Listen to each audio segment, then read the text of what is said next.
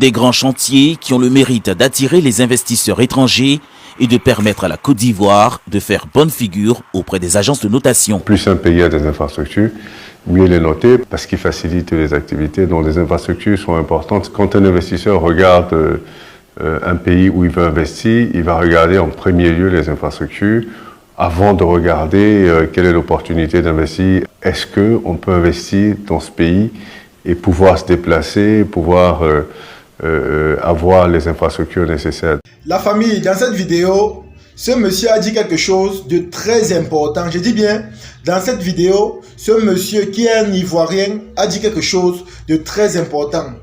Dans sa vidéo, il nous fait comprendre que lorsqu'il y a le développement, ça pousse les étrangers, des gros hommes d'affaires, des gros investisseurs à venir investir dans votre pays. J'espère que ce qu'il a dit là va ancrer dans les oreilles de tous ces gens-là qui nous gouvernent ou encore de tous ces gens-là qui nous dirigent.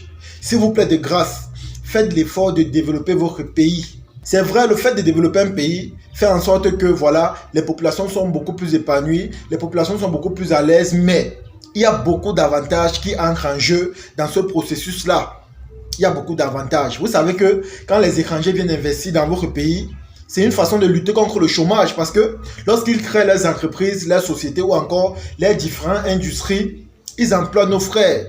Et c'est une façon de lutter contre le chômage. Mais comme il a dit dans la vidéo, s'ils voient que voilà, le territoire dans lequel ils veulent aller mettre leur argent est un territoire où on observe le manque de routes, les problèmes d'eau, les problèmes d'électricité, je vous assure la famille, ils n'auront plus cette volonté-là à vouloir mettre l'argent là-bas. Et c'est la population qui va payer le prix fort. Pourquoi? Parce que après tout ce qui va se passer là, on va venir dire que payer les taxes, payer les impôts.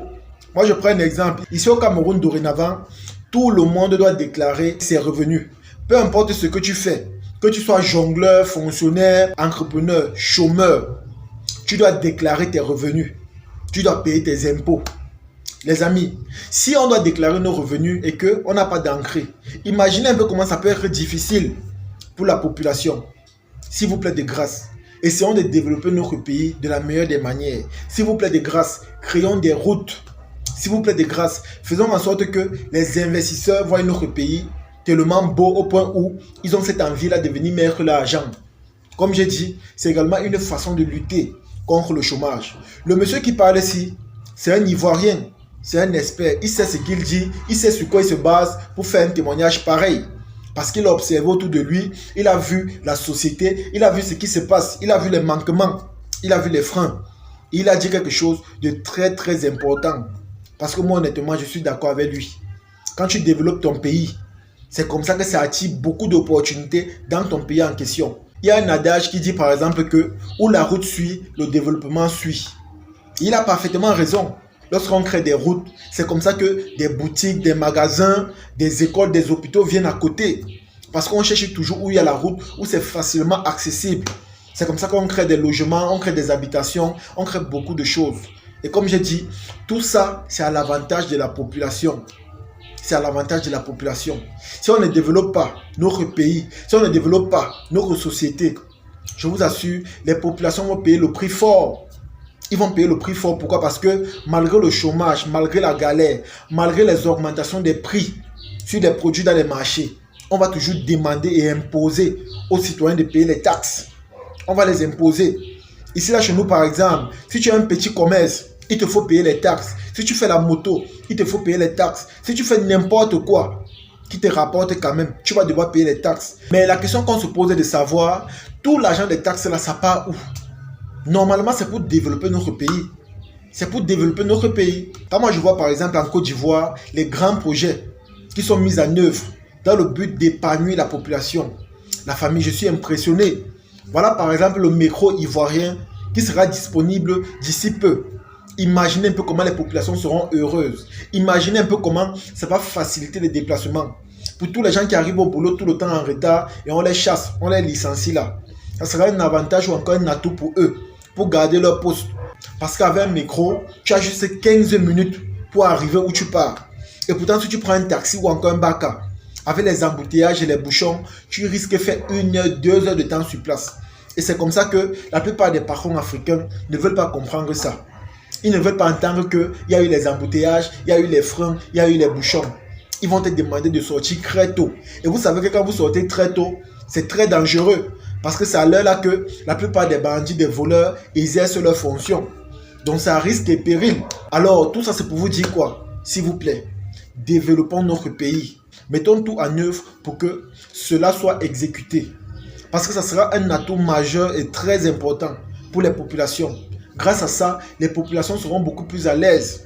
Ils seront beaucoup plus épanouis.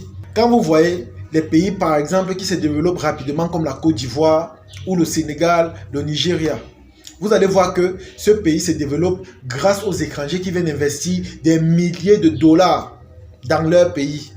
C'est grâce à ça. C'est la raison pour laquelle ils se développent rapidement.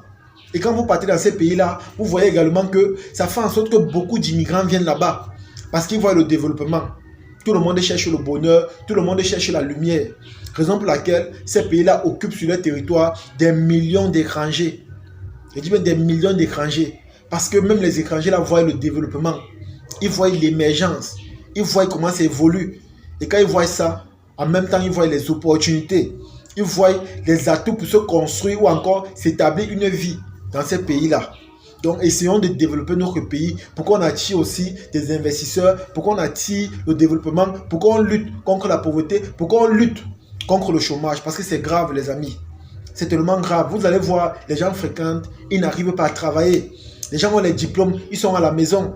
Les gens sont encore à 40 ans dans la maison familiale. Parce que s'ils partent loin, ils n'auront pas les moyens pour subvenir à leurs besoins. Vous allez voir même certains hommes qui vivent avec leurs femmes dans la maison familiale. Parce que construire en ville, c'est tellement compliqué. Acheter un terrain, c'est tout un challenge. Raison pour laquelle ils n'ont pas le choix que de rester dans la maison familiale, même si eux aussi, à leur tour, ils essayent de construire leur famille ou encore ils essayent de se marier.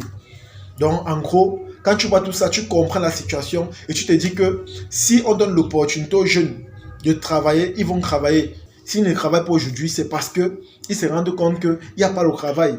Et même ce qu'ils trouvent comme travail ne correspond pas à leur niveau d'études, à leur capacité intellectuelle ou encore à ce qu'ils ont appris à l'école. Vous allez voir par exemple un ingénieur qui s'est formé peut-être pendant 7 ans. Lorsqu'il part travailler quelque part, on le paye 80 000 francs le mois. Imaginez les amis, tu viens en ville, on te paye 80 000 francs. Imaginez comment c'est peu pour quelqu'un qui veut s'en sortir, qui veut se développer, qui veut se construire, qui veut établir une vie. Imaginez comment c'est tellement peu. Voilà des choses que nous ne voulons plus voir. Si pour qu'on ait des résolutions à cela, il faut se développer de grâce. Développons-nous. Que l'argent des impôts, l'argent des taxes qu'on donne tout le temps là, l'argent des péages, que cela permette à ce qu'on développe notre pays. Pour que les étrangers regardent ça de loin et disent que voilà une terre d'opportunité où je peux aller investir mon argent, où je peux aller mettre des fonds pour que ça se multiplie. Et nous aussi de notre côté, nous qui avons fréquenté, on verra ça comme des ouvertures pour qu'on puisse nous embaucher et pour qu'on puisse vivre dignement. Parce que la plupart des choses qu'on fait ici, honnêtement, c'est pas facile. Vous allez voir que même quand vous essayez d'entreprendre, on vient vous perturber. Il y a même des arnaqueurs qui disent qu'ils sont les agents des impôts. Mais comment on va faire pour savoir? Comment on saura que celui-ci est honnête, celui-ci est vrai, celui-ci est sincère, celui-ci n'est pas dans le faux? C'est tellement compliqué les amis. Il y a tellement le faux. Il y a tellement de gens qui nous mettent mal à l'aise ici là. Donc raison pour laquelle je vous dis encore une fois de plus, prenons exemple sur la Côte d'Ivoire, mettons nos différents challenges ou encore notre esprit de comparaison ailleurs. Mettons d'abord le développement en avant. Parce que c'est ça qui fera en sorte que beaucoup de jeunes sortiront du chômage, beaucoup de jeunes pourront construire leur vie dignement, beaucoup de jeunes pourront s'établir. C'est à travers ça les amis. Si on reste là avec cet esprit de comparaison dans zéro, je pense que cela ne va pas nous profiter. Mais si dans nos vidéos, on suscite l'appel au changement, aux investisseurs, aux étrangers qui peuvent venir mettre l'argent chez nous, je pense que ça sera un atout majeur pour la population et pour les citoyennes. Donc comme je dis souvent les amis, n'ayez jamais honte d'imiter le bon exemple. Surtout si c'est dans le but de se développer, d'émerger ou encore d'avancer. C'est de ça qu'il s'agit. En tout cas les amis, c'est ici que se termine la vidéo. J'espère que vous avez aimé, j'espère que vous avez apprécié. Partagez la vidéo au maximum et on se dit à la prochaine. Ciao.